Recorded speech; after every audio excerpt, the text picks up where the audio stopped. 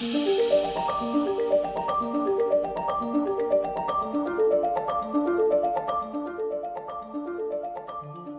we go. We're on it now. You rocking on your side?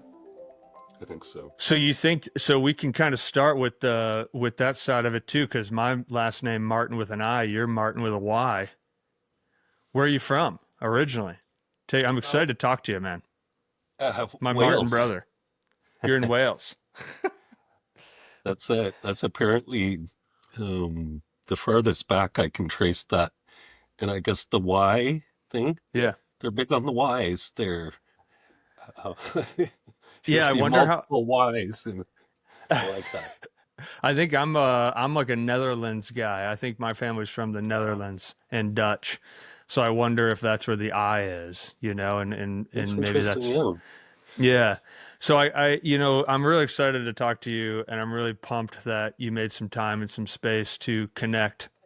You good on your end? I don't know how I came across you, but I will say, Stephen, that I came across your page and I looked at your site and read through, I don't know if you consider them blogs or journal entries on your guys' site, but I read through tons of stuff, and I had to talk to you. I was very excited Nice. I felt very aligned with what you're doing, but it's fascinating for me because I've come at human performance. I work primarily with athletes, and I started working with musicians, and I've worked a lot with entrepreneurs in that world, and I come at it from breathing in a very holistic, natural standpoint of essentially we're this organism that's from nature. And so I've acquired most of my education from learning.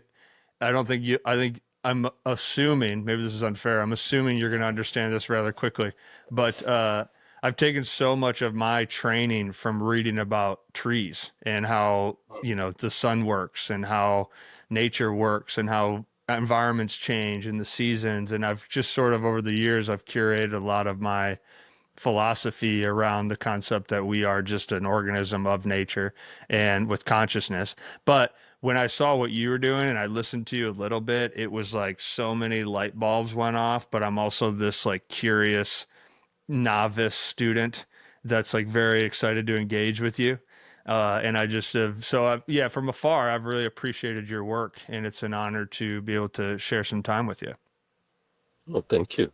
You never know, like, whether you're connecting with people or I'm not the best at knowing anyways, because I don't really track these things. And just in general, sometimes you think you're saying something brilliant or something that everyone's going to relate to, and not at all the case. And then other times it'll just be something off the cuff, and then people are totally into it. So I'm pretty much, appreciative of hearing back that, you know, you like the blogs and stuff, because I never know where people are coming from.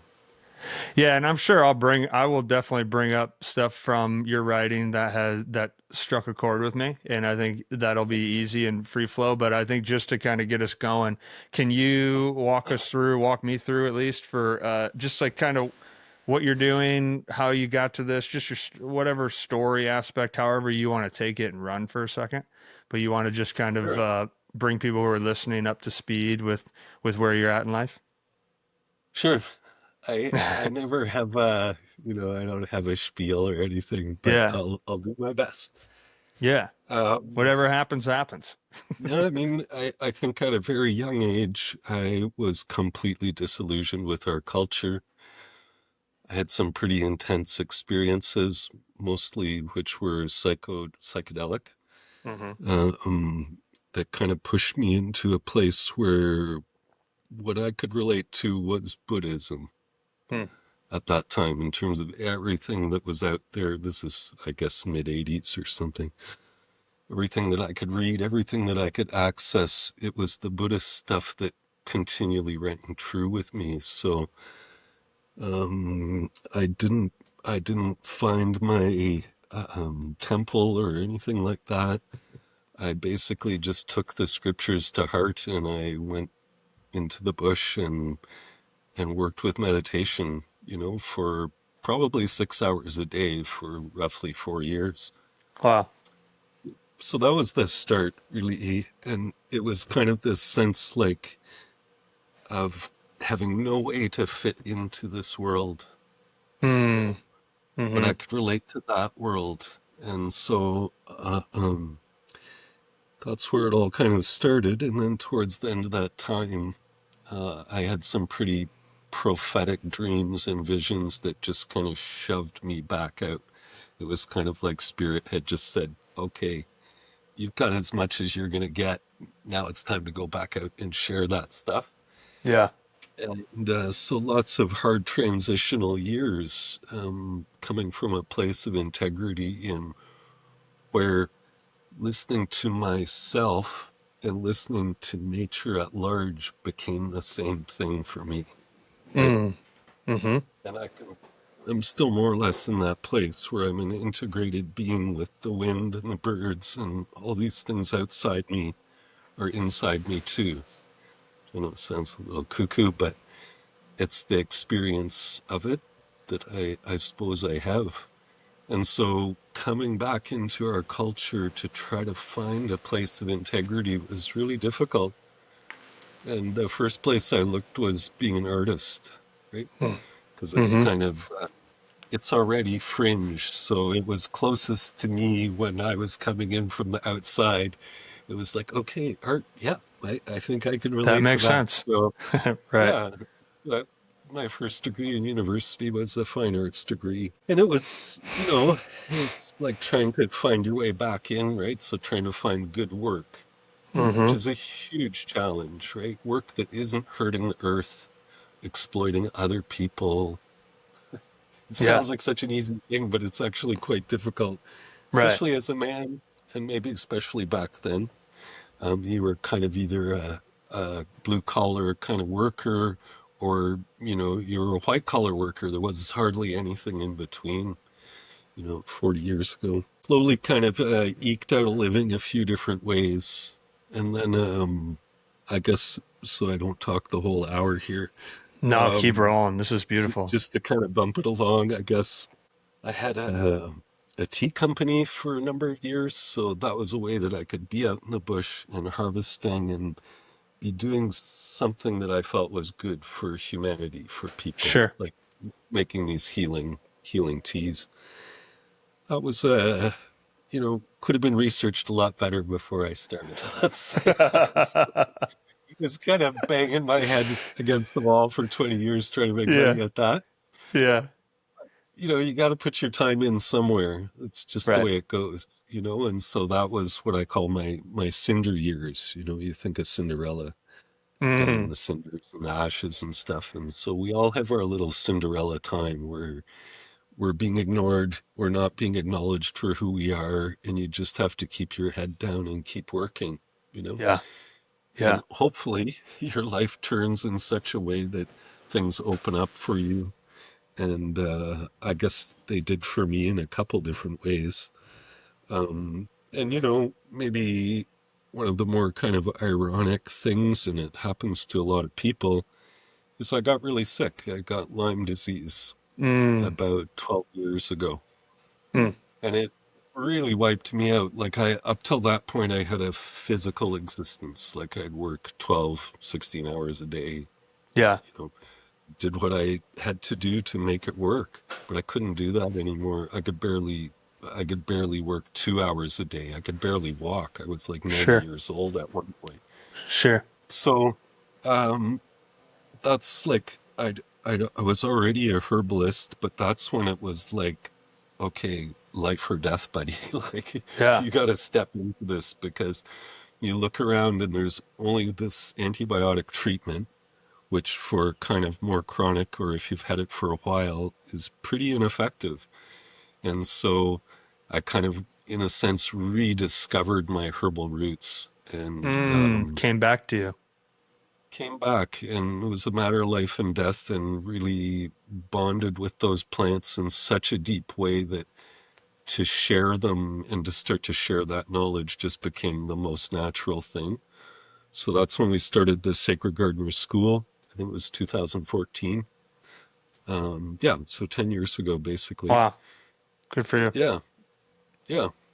And that just kind of rolled in all the other skills, the homesteading stuff that over 40 years I kind of, you know, not many people teach all these little things. Nobody really makes a big deal of it because a lot of it's not very romantic or Sure. flashy. Hmm. And but it's the stuff you need to know. So in a sense, the school was kind of for people who were interested in homesteading, for people who were interested in just coming back to the earth a bit, like regaining some of the intimacy that we've lost with the earth. Hmm. Because a couple generations ago, we were all farmers. Like Hmm. 98 or 90% of us were Yeah. farmers, right? And even though there might have been a kind of a Western paradigm at play in terms of how we felt about nature, the fact was we were connected in a really intimate way with nature. We had to be with the weather, with the plants, with the earth. Hmm. And, now most of us don't have that, and they don't even have an example of it. So, like for maybe a dozen years or so, I taught at college, taught these college courses, outdoor adventure naturalists. Hmm. And they would come to the farm, and these kids, their mind would just be blown because they would actually see how we were living and how simple it was and how integrated it was, Yeah. to have Yeah. all your food here on the farm and the plants and everything that you actually need just is around us.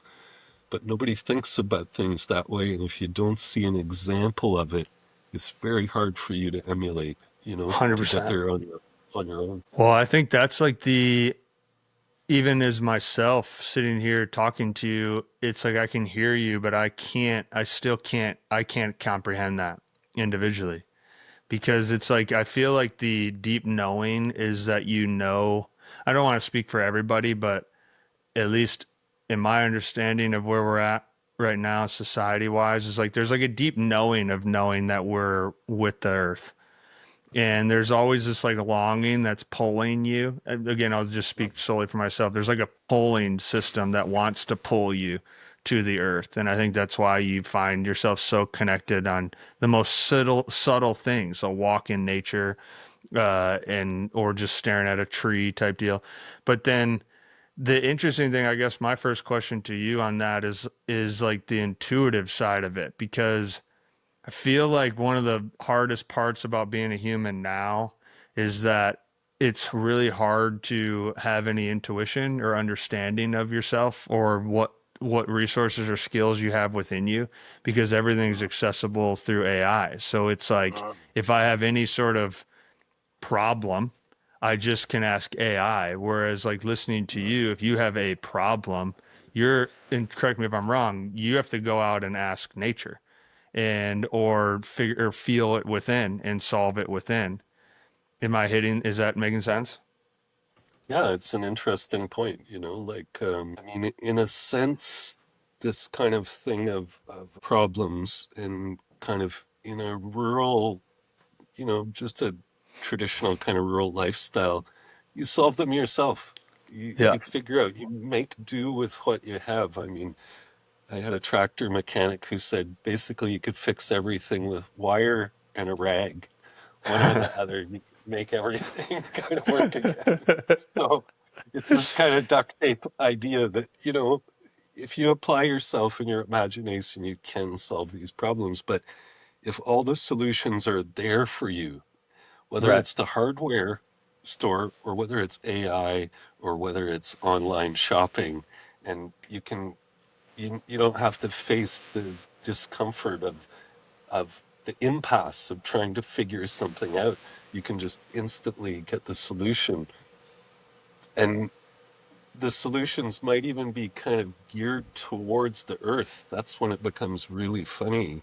When Mm, then it's like everybody who's trying to homestead suddenly needs a freeze drying machine and all these other things. And it's like, well, how do you think people did it like before there was freeze drying? yeah. Yeah. Yeah. So this is always kind of my question is with anything is, well, how did we do that? How did we do that? And Yeah. then often it involves me having to learn how to do it because the information on a superficial level, sure, it's all there on the computer, but the real stuff is not there on the computer. You still Right. can't access a lot of that stuff, like the inside story, the stuff for the people who are doing it, who really know the inside of it, that stuff is still pretty hard to find.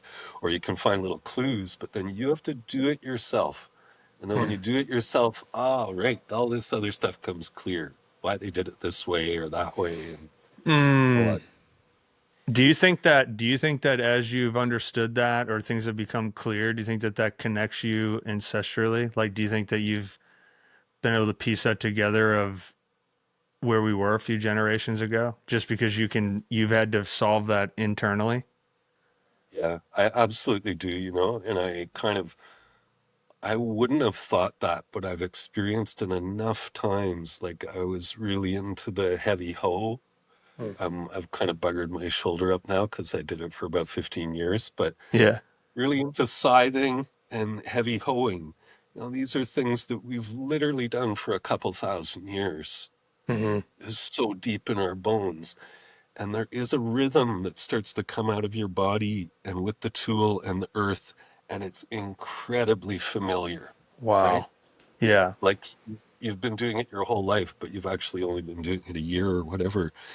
And there's a kind of a resonance with those things, and to kind of be able to really sit in that and feel it, I think it's quite a privilege these days, right?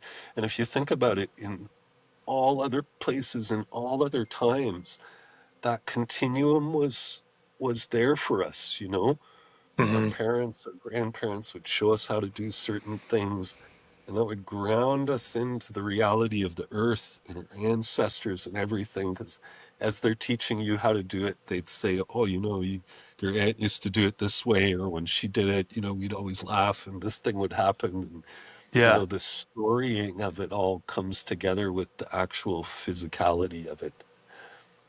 So yeah, When you sort of, I mean, I don't know, I feel like there had to have been a point where you, even with Buddhism, right? Or you think about your spiritual path and you kind of alluded towards the fact that you went all in, right? When yeah, you started diving into that connection with nature, was there a moment where it was sort of well, I can learn how to sell teas or do the research and make money materially and kind of exist the way that society is existing? Or did you feel this like spiritual, faithful, unknowing pull and you just had to go all in? And there was like a moment where it could have been so uncertain and intimidating, but that's when answers maybe started coming to you. Does that understand? yeah, I think so. It Because was. I would imagine, I uh, guess what I would say if I shorten it up, it's like I would imagine you had to at one point fully commit. Well, different times for different things, but yeah, Sure. it always comes down to that, doesn't it? Is Yeah. like we always kind of want our cake and to have it too, kind of thing. Like, but at some point or other, it's like, oh no, this is going to take everything you got to make this thing work, Sure. And it doesn't seem like it should, but it always does for me, anyways. So whether it's been a business or going into the bush or any of those things, for me anyways, it's never easy. It always takes everything I have to make it actually work. Absolutely. I mean, what does your day look like? Like, I can't even put my head into how the process looks. Like, how does your day to day look in terms of managing Yeah. and connecting? Yeah. Well, I mean, once March rolls around and I'm outside all the time, then everything I do is kind of weather dependent. Okay. So like these days I'm doing sugaring, I'm making the maple syrup. So I do that about an hour away from where I am talking to you now. And so I have to watch the weather like a hawk. Hmm. And then there's a little cabin for me to stay in there. So when Hmm. I'm there, I'm completely off grid, offline, away from everything. And my day is just hunting for dry wood and stoking the pans. I have two big syrup pans, and they're long days, man. It's hard work, you know, Yeah, but that's it's so incredible. satisfying. Yeah. And to So be when you're, back out in the yeah, spring, it's just like I'm rebirthed every year. From the months, the winter months, I have a hard time with the winter, and I have to make projects for myself. So yeah, this year I finished a book, and other years it's been working on video stuff or something like that. But in the sure. summer or right around March, right through to November, it kind of shifts into something else where the land, the plants, the animals, all these things that I'm working with, that I keep, they dictate the terms of everything. So I never Mm, have to decide anything. Like my wow. days are kind of laid out for me in that sense. So you're essentially like palms up, right? Like the day starts and you are just going to feed off of the information that's coming to you instead of making, like you're not controlling, you're sort of Yeah. receiving. That's how I'm hearing Yeah. that. Yep. For sure. How, And it really does switch depending on the time of the year. yeah, so that alone has got to so what is that? I can't help but think about now is in the athlete mind, but it's like that is so opposite, I feel like, of where we think in the 21st century. Everything is even tailored towards you to control, where you're having to give up control for surviving, essentially, right? Yeah. I mean, what Yeah. is that? And What's that like in like your confidence with being able to read the signs? Like that sounds so. That's Buddhism, right? In a way, that's practicing what you came to. yeah, it absolutely is. My life is an extension of that philosophy for sure. Mm. And I feel like when we're working with nature, really this is the way to be. But because we're so untrained in it, we do the opposite. We have to take a permaculture course or learn biodynamic agriculture or whatever, and have all these structures, and then we try to fit the land and our days into those structures. Uh, And we kind of make the same mistake over and over again with stuff. I feel. What would you think? What would you say?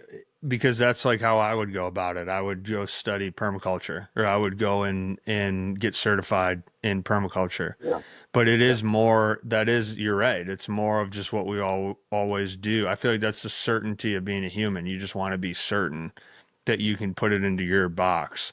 So, what would be the opposite of that? Like, what's your suggestion to that mental framework? well, I mean, it's kind of, I think it's recognizing that this is an animate world, that all these beings outside the earth, the plants, the animals, they all have a life of their own.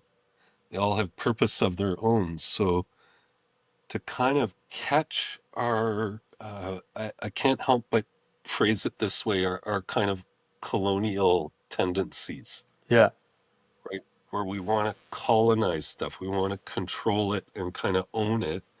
But a Hmm. lot of the time we don't have to do that. And if you think about things like intimate relationships with people, like Hmm. a partner kind of thing, Hmm. it's such an incredible teaching tool because you can go, oh, I'm going to have this kind of life or this kind of life or whatever. And, all these things. But then once you actually meet somebody and connect with them, all that shit is just going to be a detriment to the actual relationship. 100%. So we have to kind of imagine things and plan things. We can't not do that. I can't not do that too. Because to Right. move forward, we kind of need plans, but then to not be so attached to them that once you get to the threshold, it's got you to some place, then to be able to kind of sit back and breathe, right? Mm. Hmm. You know, Hmm. because really, this is so appropriate.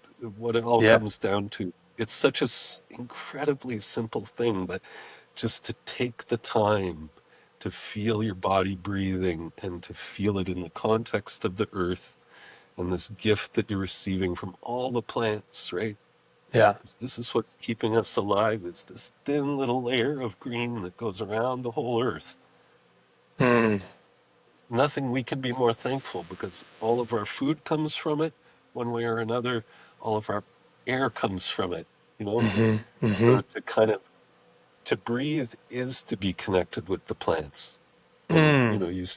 you started that with the metaphor about breathing as a tree, and so, Yeah, it was yeah. interesting. That was one of the first things that ever hit me years ago was just the connection of breathing with CO2 and oxygen of a tree, right? And how they kind of like when we're breathing with them, we're like playing the cycle out in a needed way. Like we need their oxygen, they need our CO2. Like we need, and it's just like this really fascinating concept.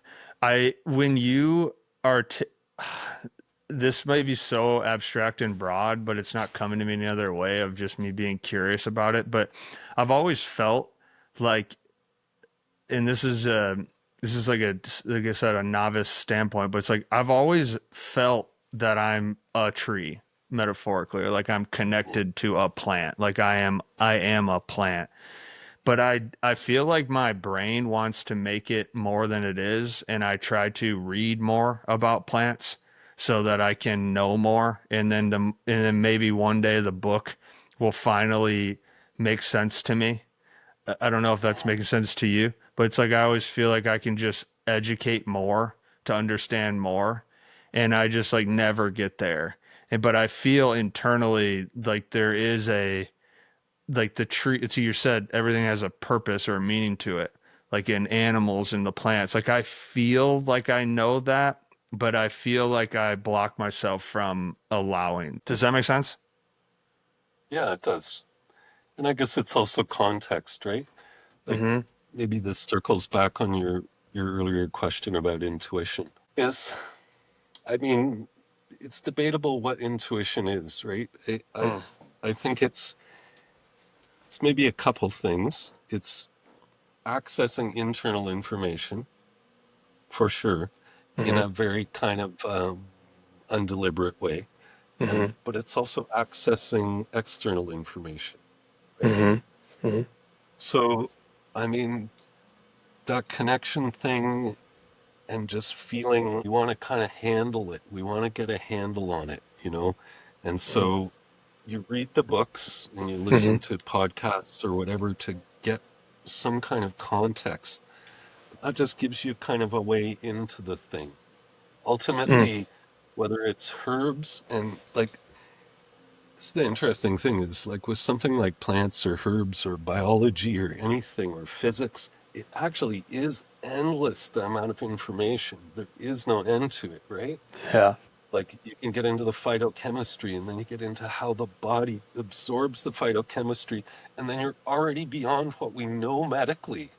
So we don't even know that stuff. We're just guessing. Yeah. Like the liver has over 400 functions. We know about six of them or something, right? We're Yeah. just starting to figure out how incredibly complex our bodies are. So you literally will never get to the end of that kind of information, but it gives you a context to use your intuition. Mm-hmm. And if you think about how we would have grown up traditionally with plants or with animals, say hunting, for example, like so many things are never spoken of. They're just intuited Mm.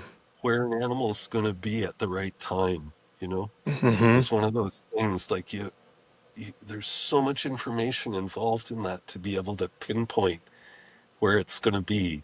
And Mm-hmm. yet we've always been able to do these things, or at least as hunters for a few 100,000 years, Right. we've been Right. able to do this.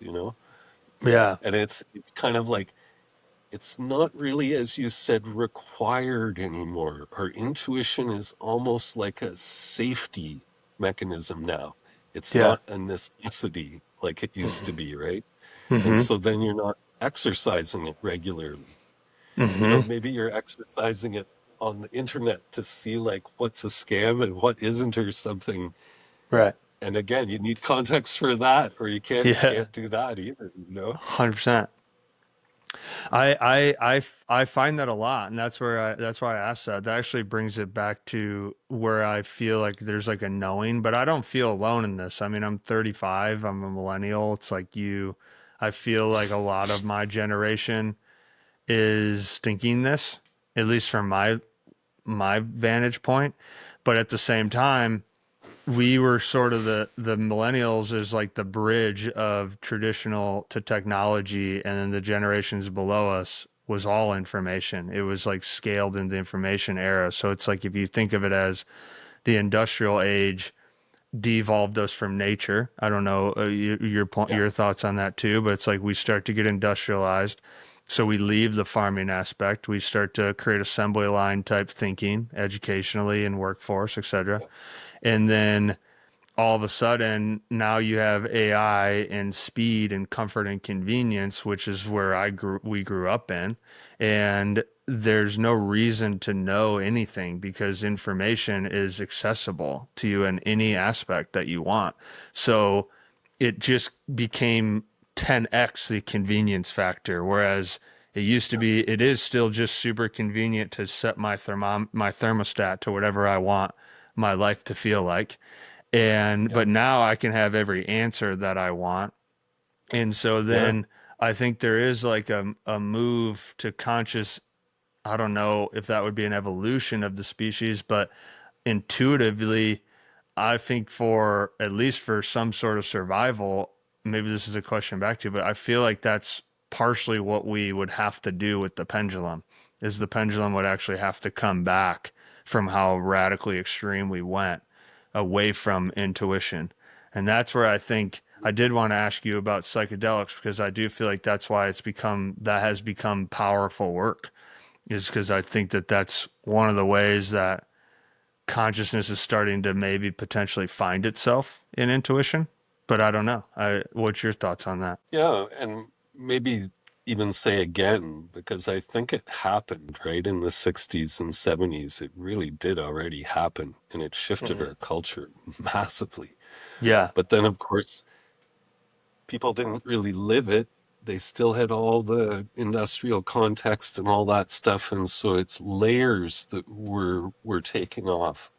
And I'm able to do what I did because of all those back to the landers and, those folks. And I'm not a hippie. I'm not like, I don't think like them. I didn't grow up in the 50s and, so I didn't come out of this incredibly conservative era like they did. And so they made a certain amount of headway and then, we fall back very conservative times and then hopefully, we're kind of pushing forward again with that. Like there we are. We're back. So, I just kept it rolling. okay. I guess the wind kind of knocks out our internet or knocks out our It's all, power and the power goes off for a second and everything shuts down, has to no, it's all reboot. good. Yeah. It is no worries. Do you remember your thought? Because I was really digging what you were saying about not being it when you were saying I'm not a hippie. If I can get you back into your thinking. I guess just this idea that, our consciousness does evolve. Hmm. And, I was kind of that first generation in a sense that was really city bound, you know? Mm. Like my parents grew up on the farm and stuff. But I Hmm. think I was more typical than not, where the population had moved dramatically to the cities, by the Hmm. 1960s. That really started. So it's kind of like if I think about psychology or you think about even sports, you think about anything, and it's like certain people can take it to a certain place within Sure. each generation, and then we build off those people. Hmm. So like if I'm thinking about psychology, I'm not thinking about Freud. I'm thinking about Jung Mm. because he was kind of a step or two beyond where Freud started. And Mm. so, yeah, you're always kind of hearkening back.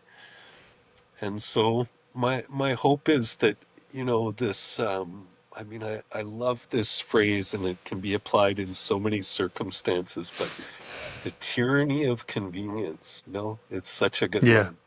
because Yeah. it applied already just to stores and stuff, but now with the computer, it's even more applicable.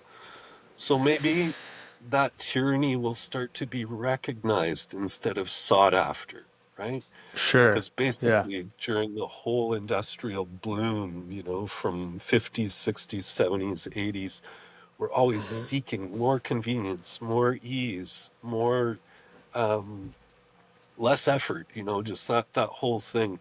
And then to kind of get to a point, I think within ourselves, we get to a point where we realize the value of process, of Mm. hands-on experiential learning and process. And then Hmm. suddenly you're not so interested in all that kind of book stuff. You're like, okay, I'm Hmm. going to focus on this. And so I could only hope that maybe as a culture, we start to kind of figure that in. Like, it's like, okay, this fucking thing's a monster. It's Hmm. taken us over. We're all super addicted to these damn machines, Yeah. right? Yeah. Yeah. I mean, they're called devices, and that the whole the whole history of that word is like diva and devil, and like Mm. there's a powerful spiritual potency to the technology that we're using, and it's Mm. captured us. And Yeah. it might not be good. And I have friends, and I'm sure you do too, people who just go like, oh my God, I got to get off all of these things. I'm totally losing track of myself. I can't even Yeah. All the focus time. and read a book anymore, my Yeah. my so maybe that's what it'll come to. Well, do you think, I mean, do you feel what's your feeling or emotion to the question of changing the world? Like, do you feel, yeah, let's just leave it like that. Like, what's your thought? Do you feel like what you're doing is to change the landscape of the world? Do you ever feel like egotistically maybe you have to take on some control or responsibility like that? Or just what's your emotion when I say that question? I don't know if it's so much ego as just conscience. Yeah, I am Mm-hmm. here to help change the world. Mm-hmm. Absolutely. I don't think I'd be Mm-hmm. here. I would have already left the scene. I'm Yeah. 60 years old, so like I've had lots of serious situations in my life where I could have cut out. And I Mm-hmm. think it's the hope. It's kind of a weak word, but it's the vision of it, the Mm. potentially. And I don't have any illusions about actually getting there either, Right. but I Right. have no choice in terms of doing it. And then I really like to think of this thing, Martin Pratel really put me onto this, which is the idea of a seed. So what you're doing might not add up to shit, might not make any difference, but energetically, if you try your hardest and you put your energy into something for a whole bunch of years, you're creating essentially like a spiritual seed. Mm. And then at some other time, when the circumstances are right, just like with real seeds outside, when the environment's right, then they sprout again and that Mm. thing comes up.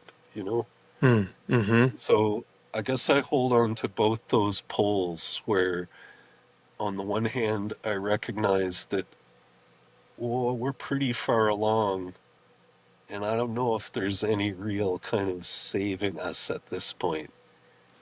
But then we Yeah. have no other choice, right? Yeah, I mean, I don't know. We're gonna eat ourselves, right? I mean, that's kind of what we're doing. We're just self-destructing. But I always think of it as I can't help it because I just spent 4 years coaching Major League Baseball, and every city I was in a major city. I mean, that's all you do. You just go one major city to the next major city, and you I don't see anytime soon what are we going to do? We can't deconstruct the concrete jungle. I mean, if you're in San Francisco, California, the entire bay is concrete. Like the Yeah. entire thing is a city. If you fly over that city, you can tell that it was an incredible bay at one point. Yeah, And right. it still is a beautiful place, but it's how are you going to deconstruct that?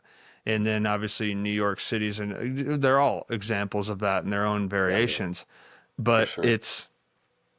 yeah, I think it's really difficult to wrap your head around, and I do feel That's what I think I'm enjoying just listening to you talk, because the spiritual aspect of it is, I mean, that would be one of my questions, I think. Like, how is your relationship with spirit, or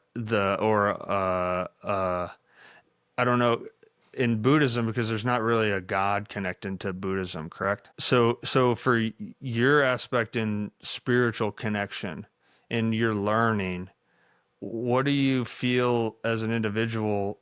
Like, what are you learning about just life in general? Again, it's another big question, but I just like listening to you talk. So it's like, what's the downloads that you get in this part of the life, knowing that there is a massive concrete jungle city, it, but then there's a potential to still live and connect with Earth and feel life force and a deepness in that route, because clearly there's still potential. Like, it still exists. You just have to go so against the grain of what material society has become. Yeah, yeah, I think that's true. Um, one of the things I was thinking there was about your journey with these giant stadiums and these giant teams and Yeah, just the whole machinery behind that whole thing is yeah, massive, right?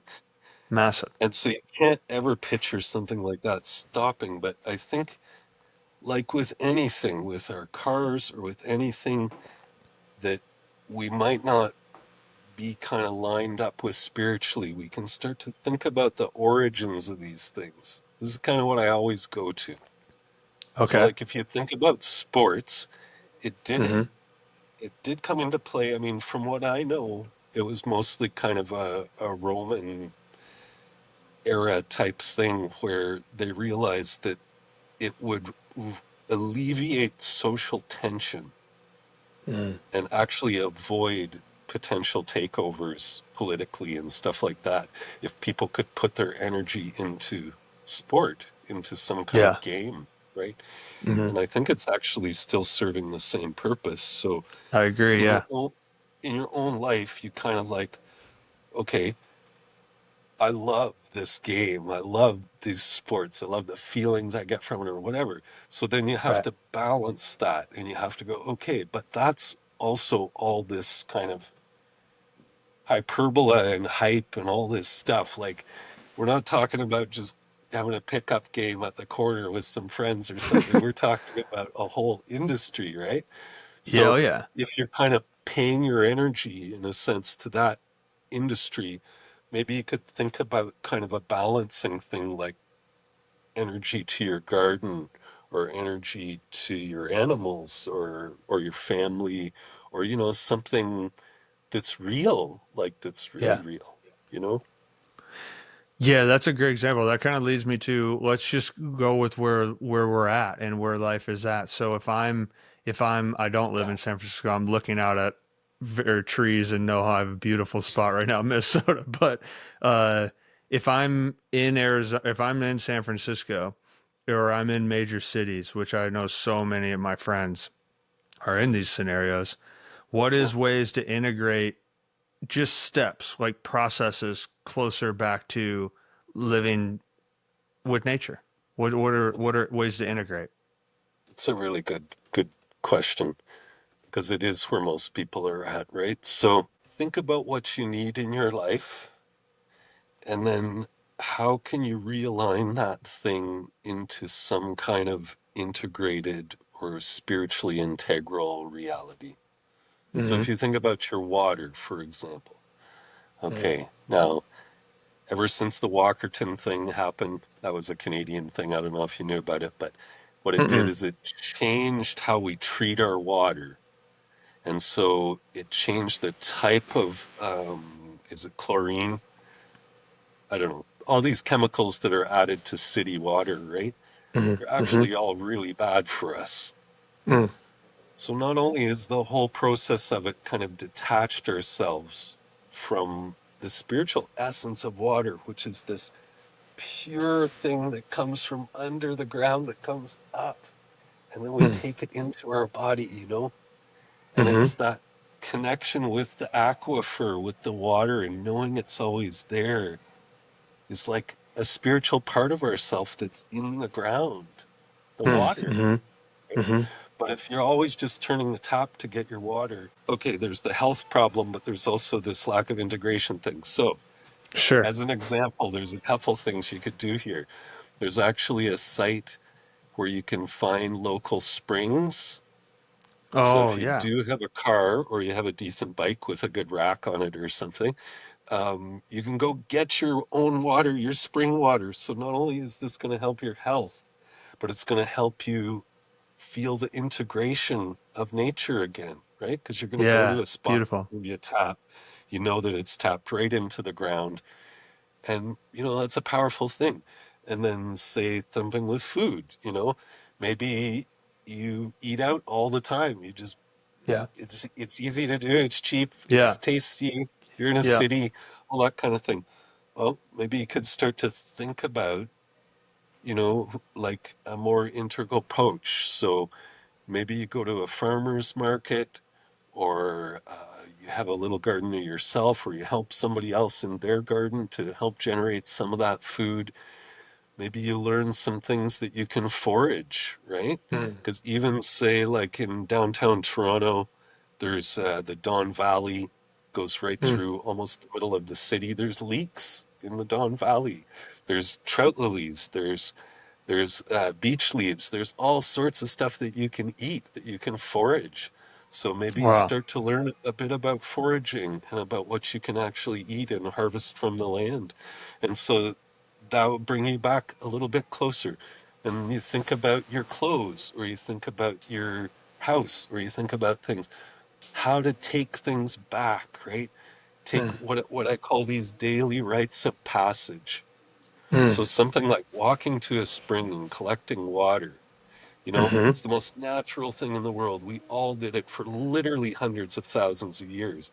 And Yeah. when we were down at the spring, we'd talk to our neighbors about what was happening with them and get some of the gossip. And then we go back to our house. Yeah. It was Yeah. amazing, right? It was like a Yeah. whole Yeah. social, natural, integrated ritual that we did Yeah. every morning. And so our Absolutely. days were full of those things. And so how to reclaim some of those things. Because yeah, we're not just suddenly going to abandon our cities or something. But if you Right. think about like I don't know, you probably didn't read my book, but The Sacred Gardener, it has a chapter about my vision for the earth and how things Okay. could go Yeah. positively. Please explain. And I Yeah. talk about San Francisco and New York as being Oh places wow. that have to enliven their estuaries. They Mm. were incredibly fecund places. Oh my God, that San Francisco Bay is fucking paradise on It's earth. Like incredible. the Yeah. weather and everything, like, oh my God, it would have been such a rich place for food. And same with New York City, right? Like the Yeah. clams and all that stuff is Yeah. part of why it was built there, is because it's Mm. a natural estuary. So all these areas that are constantly being pumped out because they would actually be underwater, let's let them be underwater. Let's get rid of the Mm. buildings and let it reflood. Yeah. Move it back up to the hills, so certain things would have to be sacrificed, but the city would still be there. And it would be Yeah. even more vital and more vibrant if it could actually hold those resources in a sacred way, in a good way. Mm. We could do it. Mm-hmm. It actually happened in Tokyo. Japan made a Wow. massive effort to change that bay around. Nobody could even swim in it without getting like permanent damage, either No biological way. or chemical. Yeah, and When was that? it was actually the guy who created the CD for Wow. Sony. So there was two Wow. people who generated that, super wealthy people, and they decided to turn this thing around. And so they stopped all the pollution up the river from pouring Yeah. in, and then Okay. nature heals herself. And so Yeah. now kids are swimming there, people are fishing. I don't know if I would eat the fish, but just to say, life has come back, and she will come back if we can just stop damaging her and open the space up for her. You see that even with Mm, your lawn, people are insistent on their stupid lawns, but if you yeah. just let your I lawn read about go, that. I read something you wrote about that. Sorry, keep yeah, going. it fills with all these medicinal and edible plants. And then you just start to foster those little groups of plants. And then suddenly you have this kind of wild garden instead of a lawn. So again, just lots of examples of ways that we can kind of shift things personally for us. Yeah. What is the lawn is a because I do you wrote about that in one of the blogs I think that I read about Mhm. not it wasn't I mean you'll talk about it but it's so you're in neighborhoods and you're driving around neighborhoods like in a radical sense would people just not mow lawns because think about how much we use lawns aesthetically now like it's like that in itself is a full commercialized business. Massive. Even Yeah, just killing dandelions is a multi-million dollar, if not billion-dollar a year industry. yeah, And dandelions are entirely edible and they're good for our liver. Like they're basically the very plant that we should be taking in as wow, industrial kind of modern humans.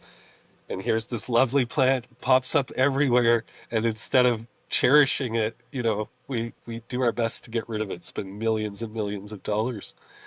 So yeah, I wow. mean, there is like I've got kids and stuff, and there Hmm. was lawns here, and there was a certain area of it that we kept open so they could play soccer and they could play Sure. games and stuff Yeah. like that. Sure, Yeah. like there's space for that, but then there was all these other front lawns and side lawns and stuff that I've let go. They're all gardens now because they weren't necessary. And yeah, you're wasting the energy on fuel, cutting it and just like incredibly backward stuff. And it all came So out of the Victorian era, where it was this whole thing to control nature and make nature conform. And lawns are an extension of that time period. what was that? What I don't I'm not familiar with that historical aspect. What was the intentions? Was it that just commercialize it? Oh, it was really before commercializing. If you think of those really formal gardens that Mm, Europe oh is yeah. full of them, Yeah. it was this whole thing like to be the masters of nature, essentially, Okay. was like our whole kind of delusion. We had this whole thing going on for at least a few hundred years, and I guess we still do in some ways. Sure. I think nature's kind of slowly teaching us, though, that that's not the That's case. not how it works. Between Yeah. the Yeah. weather and pathogens and different Yeah. things, it's like, no, Yeah. we're not in control, that's for sure. What is so if I see a dandelion in my backyard when it starts springing up here, can I just pull that out and eat it? Well, yeah. I mean, I mean, I can just literally just walk by and just pull it out of the yeah, ground and just eat the dandelion. yeah, like the flower part's edible, the bud part's edible, the leaves are edible, and the root's edible. The stalk that holds the flower up is the only part that's not particularly edible. And what does Is that that mean? Not at a, yeah, like what happens if I eat that? yeah, it's just more bitter. It's the most bitter part because it's Sure. preserving the seed head, right? So it Yeah, doesn't yeah. want you to eat that part. And but that bitter is a kind of latex, and it's not bad for us. It's Hmm. actually a liver stimulant. It's a mild relaxant, mild sedative, stuff like that. Mm. So it's fine. It's just a taste thing, you know. Okay, that makes sense. I mean, I just thought of like dandelion root tea, and like that's when that made a lot of sense to me when you were saying that. But how do you learn? How do you learn? Is foraging uh in a city like is that safe? I'm just thinking about like can you forage anywhere? Yeah, it's a really good question. I think it's worth considering what's there, like I tell people not to forage, um, you know, 20 feet anywhere from the edge of the highway. I wouldn't do Okay. that Yeah, yeah, because yeah. historically they've used defoliants that have like crazy long half-lives and stuff on railways, hydro lines, and highways. Okay. So all those Wow. areas are kind of maybe you could forage a little bit, but I wouldn't go crazy with it. And I Yeah. guess this is the thing is in the city in general, if it's like, say, the Don Valley that I was talking about, there's never been toxicity there. So Mm. in a sense, you wouldn't have to worry about taking in heavy metals or something like that. Yeah. That's about the worst that it could be, is that it was growing in an area that was called a brownfield or whatever that had Yeah. toxicity, industrial Yeah. stuff going on. Yeah. If it's growing in water, like it's cattails or something like that, then you have to know the source of the water. Because Okay. if the water's contaminated, sometimes the plants will take up that contamination. Not biological, but again, heavy metals and stuff like that. Yeah, so you do because I'm staring at thousands of cattails in front of me and I'm in a wetland. So Oh, it's like I don't know where that water. I mean, I'm not really in a city and I'm by a bunch of lakes, but I'm in a suburbs of Minneapolis, and the lake that I'm closest to will have like 10,000 boats on it in like 2 months, you know? right. And so it's like that has to be connected to the wetland that I'm at. I mean, I'm not extremely close to the water. I'm probably like a 10-minute walk to the lake, but I mean, that's close enough, right? So it's like yeah. So imagine you're where I'm at right now. I'm staring at all these cattails. I can literally see water in this little creek that's going into it, and I'm in Yeah. a wet land. But it's like, if you're me, are you researching the toxicity of like the lakes around you or waters around you? Like, how do you, because you got to do some sort of research, I would imagine, right? To know what's edible and foraging near you then. With something like cattails, it's probably worth knowing, but like cattails, let me see, how could we picture this? Well, Yeah. it's like the main part of the plant that you're pulling out and eating, the easiest part is like the core. Okay. So it's got all these leaves going like this as the thing goes up. Yeah. And so you're pulling it out, and this is before it makes its head, its flower head, Okay. the cattail Okay. part, the sausage part at the top. Yeah. Yeah. Yeah. So Yeah. Yeah. while it's still green and it's shooting up, it's just starting to shoot up. This will be like, Okay. you can do it anytime from now till about mid-June. You Okay. pull the center part out, and it goes plop, and it plunks out, and it's perfectly clean because it's been inside the plant. It was pulled out from inside the plant. So this water could be pure cesspool. And if you were careful and you pulled it out right, this would still be You're good. edible. Wow. So, and then, eating one or two or a few here and there during the season when they're in, their time and stuff, that's not going to harm you. I mean, we take in so much toxicity from cleaners, from industrial food, from all these things. A little bit of residual, whatever it might be, is Yeah. not going to It be a won't matter.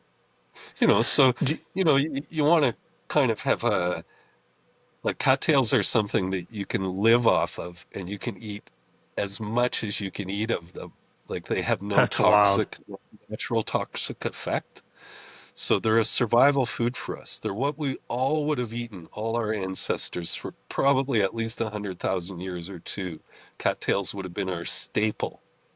That's So they're incredible. actually a super important food for humans.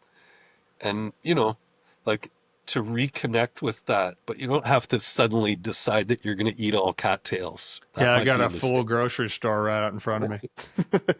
Yeah, well, this is it. You really do. You really do. You'll never Well, so starve.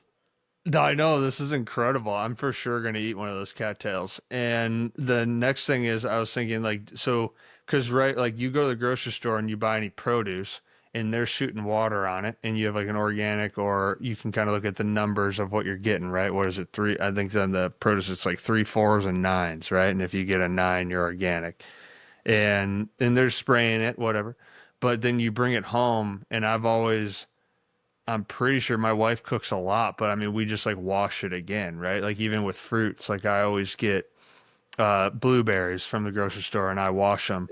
And we do a lot of stuff at farmers markets. Majority of what we can try to do is that, right? Right. But I'll still wash it. I'm saying like, if I pull a cattail out or a dandelion, are you taking this stuff home and washing it, or are you just eating it? Like I was talking about, you can just eat it straight up. Yeah, so If you don't have to be washing But it. if it has dirt on it from the swamp, then yeah, you have Yeah. to wash it. That's incredible. What's the best advice you would have to learn? Because now you got me stuck on this foraging idea. What's the best advice you have to start learning about foraging if you're thinking about doing that in wherever you're living? Like, is that a educational side of figuring out what's edible and what's not? Like, what's some of the routes you would suggest? I mean, if you can learn from people, this is the way we've always learned. And Yeah. this is what I do for the school is I'm teaching people at 4 different points in the season what to forage. So early spring, early summer, midsummer, fall kind of thing. And we go through everything, all the domestic stuff, the wild stuff, forest stuff. So if you can find somebody to show you and teach you, that's the best. But having said that, in North America, the plants are pretty benign. There's very few poisonous plants. So one of the things I always say in my area here is if you're going to start to forage, learn what water hemlock looks like, Hmm. right? This is the most poisonous plant in my area. Wow. And, maybe a couple other that are like it's a wild carrot look-alike too. So you want to know the difference between them. But Hmm. beyond that, you can just start to eat things. Like you can just start to taste everything. This is how I did it, is I started to Wow. just eat stuff in the forest. I'd resonate with it. It'd be like the first little shoot coming off of a spruce tree or something, and it looks so light green and soft, and I'd be just like, oh man, that looks like edibles. So you have a little bit, you put it on the tip of your tongue, tip of your mouth first. Look So at that yeah, hat. same That's thing. It's beautiful. just really windy here, and I guess it doesn't usually happen, but anyways.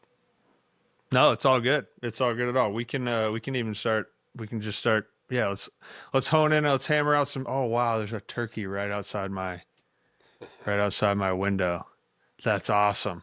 Speaking of Um, wild food, yeah. So, okay, well, yeah, we'll get this, and then I want to hammer home the school if you don't mind, and then we can kind of sure. wrap. But Yep.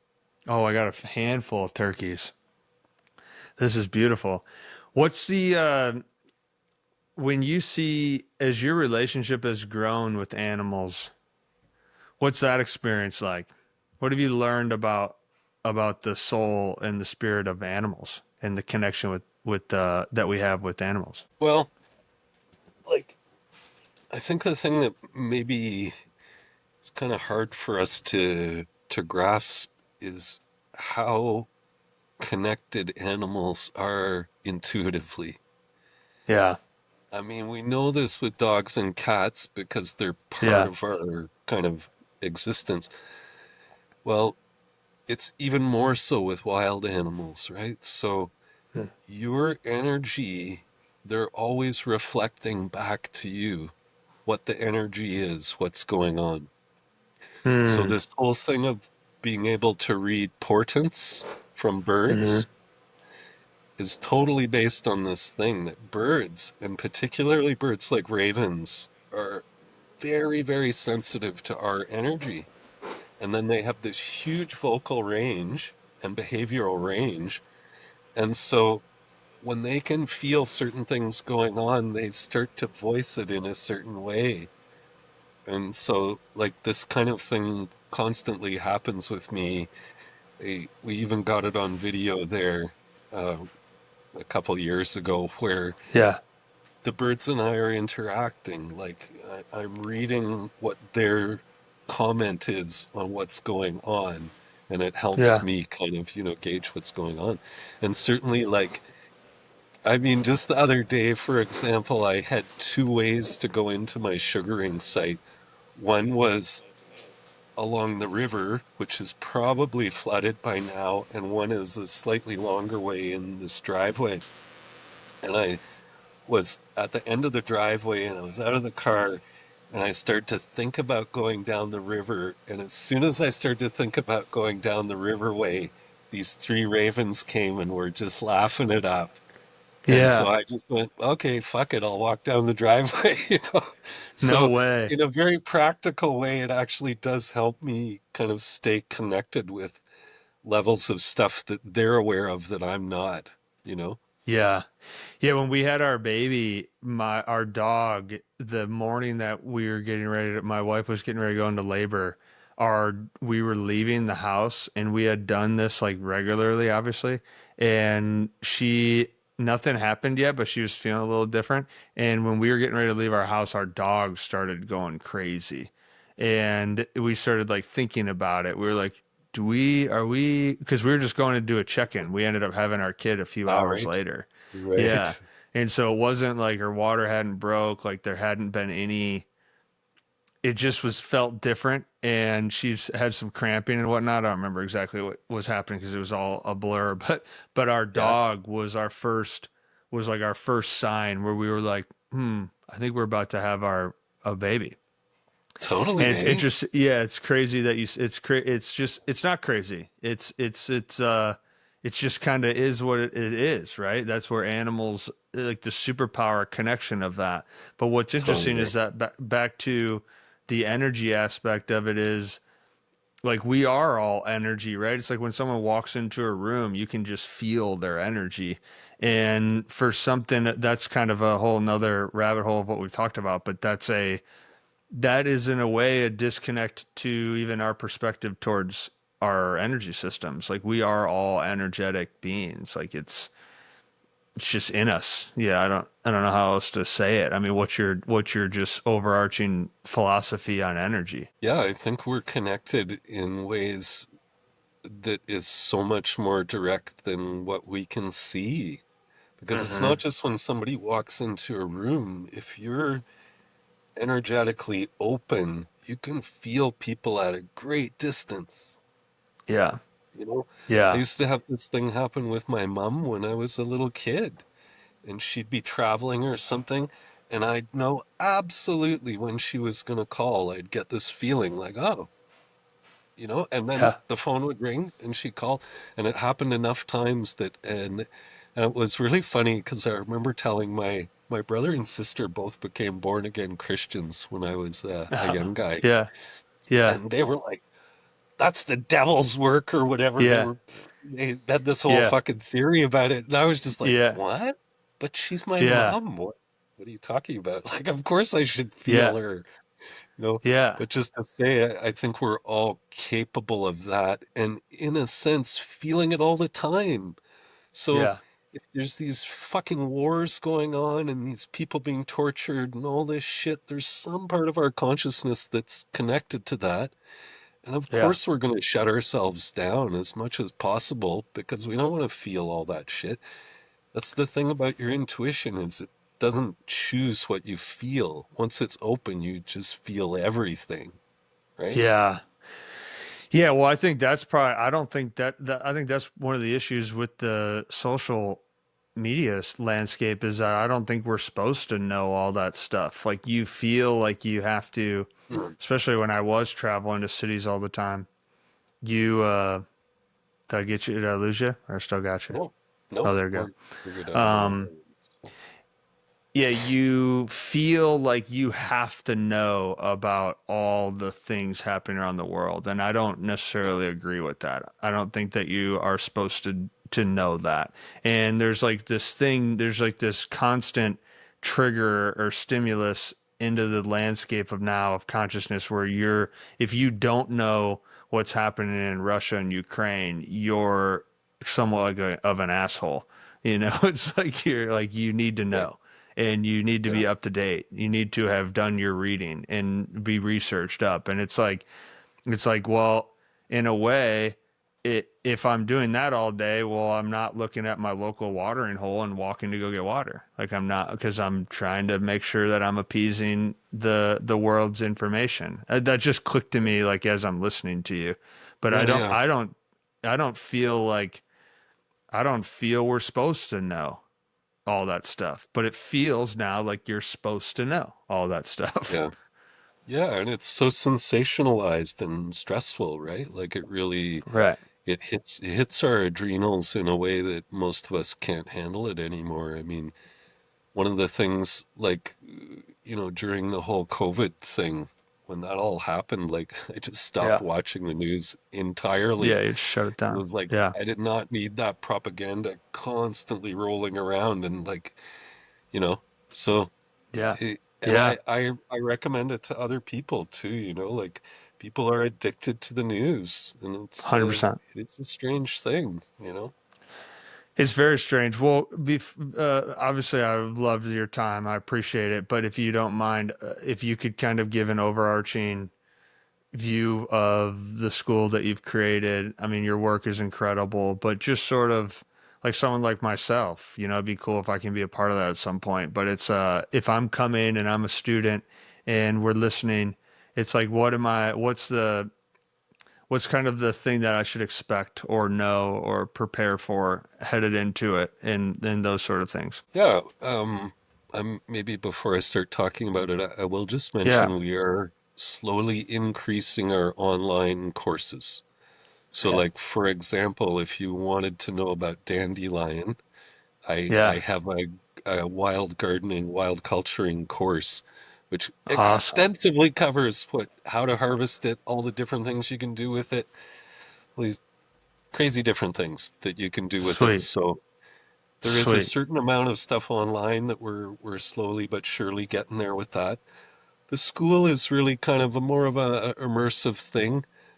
I usually ask people to read my books, and I guess there's the wild culturing video, which Mm. is online now too. Okay. Um, I think it's free. You can pay what you want, anyways. So just to say, that's like an hour and a half, essentially a lecture Hmm. about the kind of foundations of what I teach, this thing called wild culturing. Hmm. So wild crafting is when you're going out and you're just harvesting stuff. Wild culturing is when you're going out and you're thinking about the cultivation of the thing that you're harvesting so that Mm. there'll be more of it there the next time you come back to harvest. Mm. Mm. You know? So Yep. it's the way of caring for the wild land essentially. And there's very physical aspects to the school, like the homesteading thing.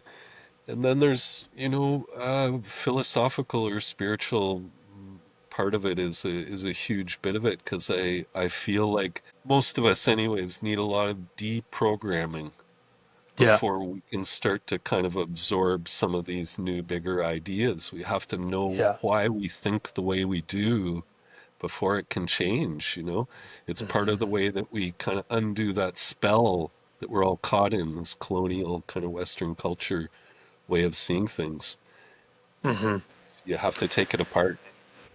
Yeah, that's a I love that you said that. That really resonates with me with my teaching in general. When you do that as a teacher, if I'm putting you in that bucket in this exact scenario, what's been your philosophy or is your philosophy for helping support the deprogramming process? Because that has to be a time delay, right, for the person. Yeah. Like it isn't just like Yes. that.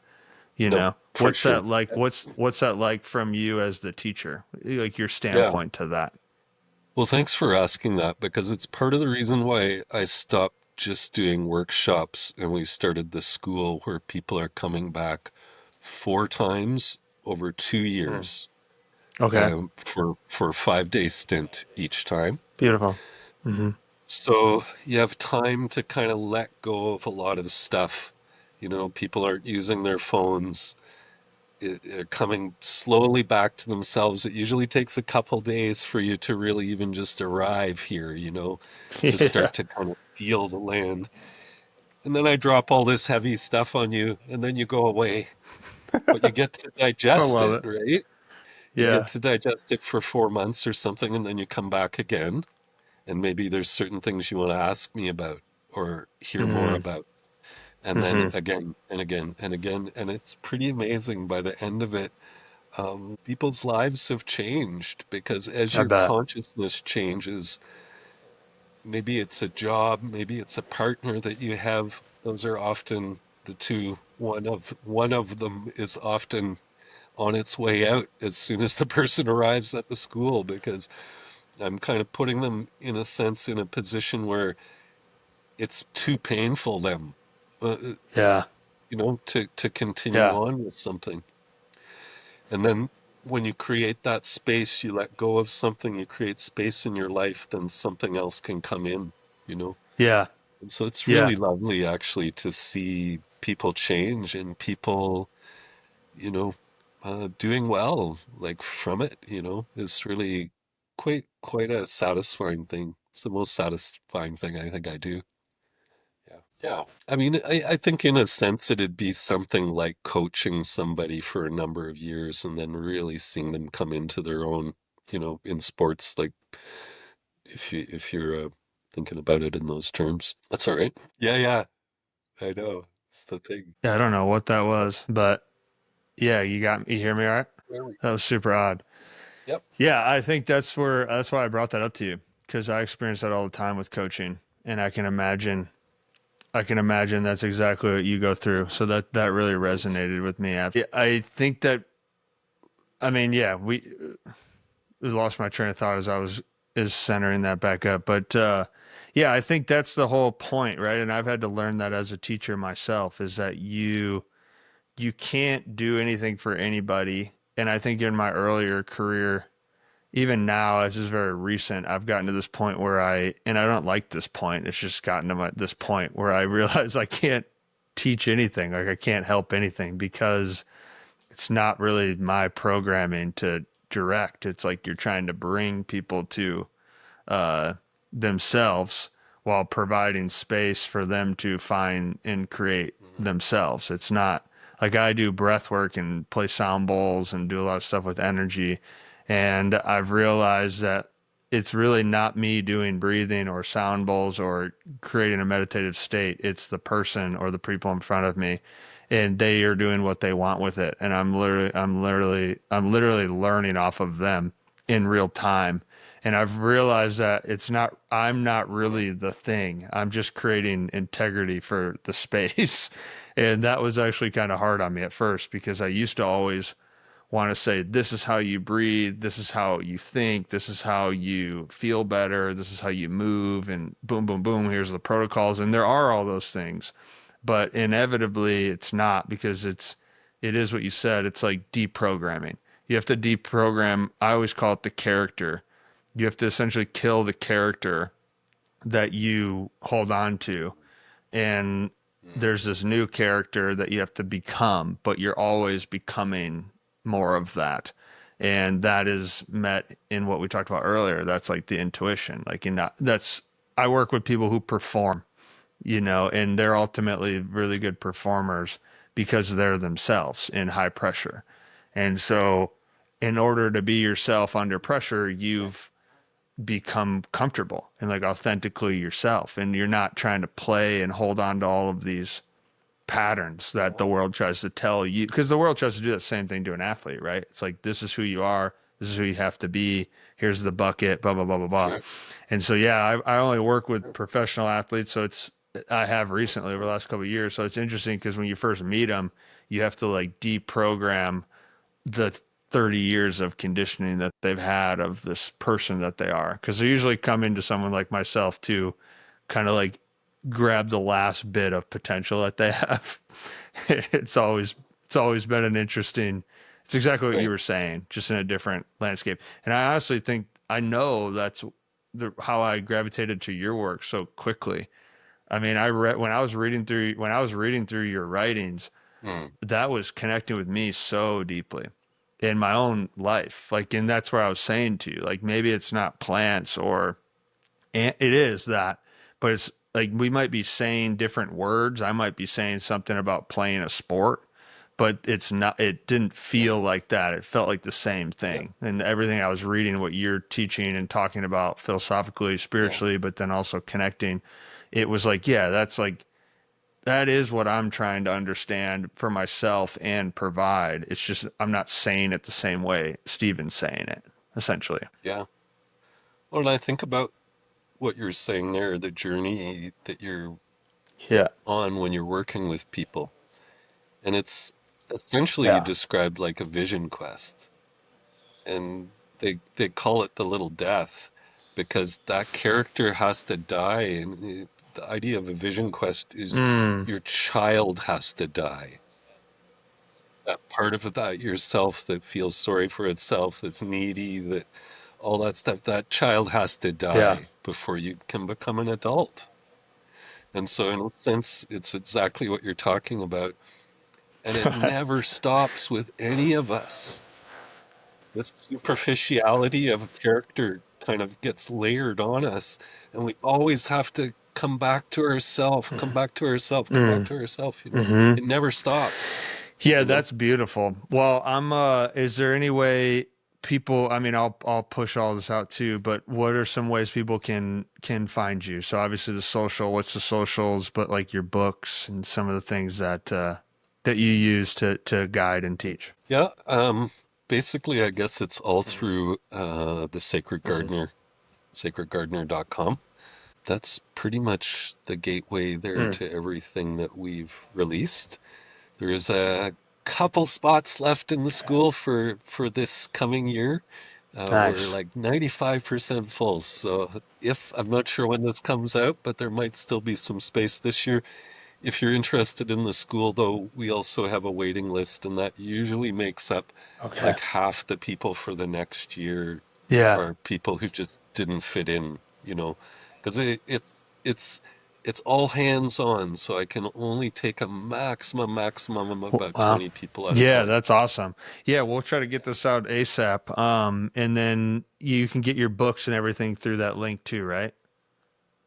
In the video that Yeah, yeah, and most of them sweet. are available through Hey man, Amazon this has too. been a Yeah, pleasure. I appreciate your time. This was really enjoyable. I'm really happy that we were able to link up, and I hope we continue to maintain a relationship for sure. yeah, Yeah, this was anytime. great. Thanks so Cheers to much for everybody. reaching Hold on, out, hang man. on with me for a second, Steve. I'll just pause this. Okay. There we go.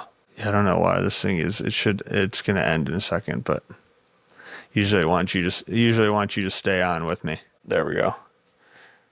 Oh no, maybe you might be fine.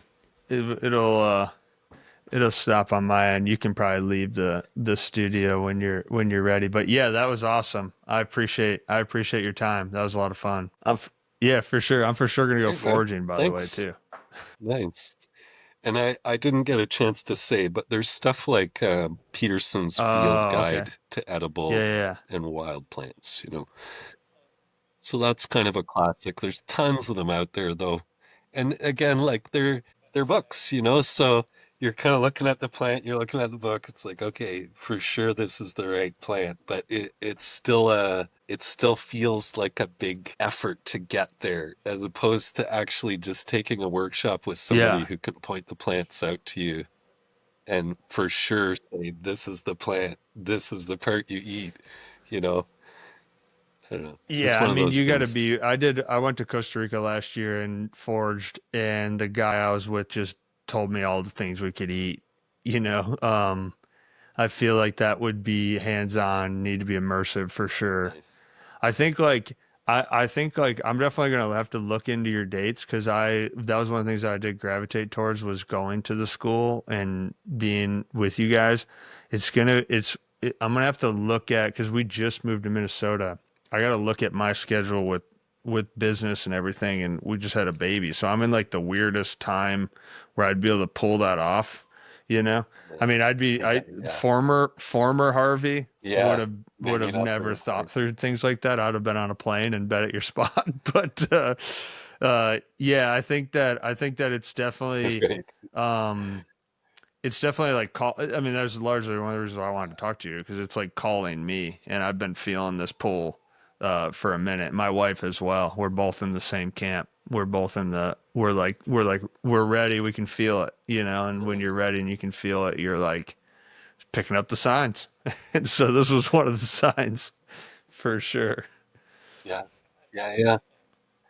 And it tends to be like, I mean, just to let you know, like I generally don't get Wow. beginners. I teach teachers. That's who comes to my school. All these people have their own homeschooling thing and their own, whatever. Like it just, I don't know how that works exactly. I mean, maybe the real beginners don't kind of relate to me or something, Hmm. and they're relating to other people. So I get people a certain distance down the path, or you don't understand what I'm Yeah, talking I about mean, I would already, you say know? I struggle with that a little bit, like where you're at, but I feel where you're at. Like I can feel that that's like right. That's what I was trying to say in our conversation too. Like I can like feel that it's the right thing to do. Yeah. And but I didn't have any of the right questions for you, I felt like, because I just am not, I'm a rookie. Yeah, I'm just like I I grew know up enough in pro about it too. sports. My whole family's Yeah. been in pro sports. The only network and connection I have is pro sports. Like everybody I know is in major league sports. Everyone I coach is a major league athlete, and it's like so I'm so used to seeing the same thing. And so yeah, it's like that's kind of where it was hard for me to ask you questions. I felt bad sometimes because I was like, I don't know how to lay it up for you, but at the same time, for my audience and people that listen to my podcast, it's also like I think it's really cool because it's like a conversation that we all have that we don't know, like we don't I don't know, like Mm. we don't no one I know and knows, and I don't know like what path do I walk down, you know? And I feel like that's one of the things that I've enjoyed. I'm saying a lot Yeah. after having one conversation with you, but that was one of the things that why I really wanted to talk to you, because it was like that feels like something that feels like Yeah. somebody that seems like a path, and it's possible. That's also another thing that I really enjoy about you Nice. from afar is like you've shown that it's possible, and that's intriguing enough to me. So yeah, it's a lot, but yeah, Nice. Nice. Well, and amazing how much, we do connect on, and in the ways that you are far down the path in terms of reading people and coaching and stuff like that, then suddenly we are talking yeah, about it's like the wild. same things, Yeah, it's It's incredible. totally relatable. All right, well, hey, Yeah. thank you for your time. Tell Megan, your wife, thank you as well, and I appreciate it. Yeah.